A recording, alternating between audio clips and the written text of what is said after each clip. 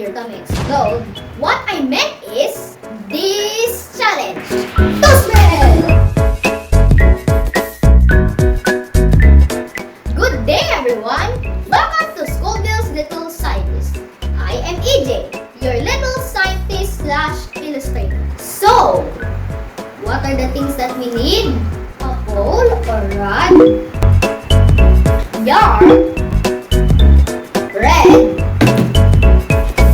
clothespin, chair, little toe, mouth, and lot of little powder. Let me help you to be familiar with this challenge. While your yarn is tied up to one of your foot's toe, the other end of the yarn is tied onto a bread.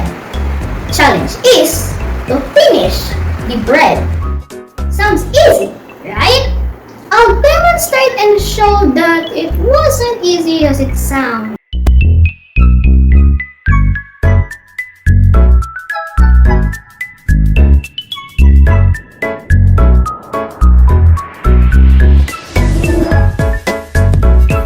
Well, that looks and sounds so easy, but let me tell you that that's difficult. The question is, why is that easy looking challenge so hard? Well, the answer is because of the control center of our body. Yup, our brain! The cerebellum, the part of the brain that helps with balance and body coordination, is having some extra time to process.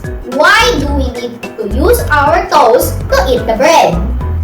In short, the brain is helping our body in understanding the situation we are not typically doing, like controlling your foot to be able to eat your food. A silly way to give your cerebellum hard work.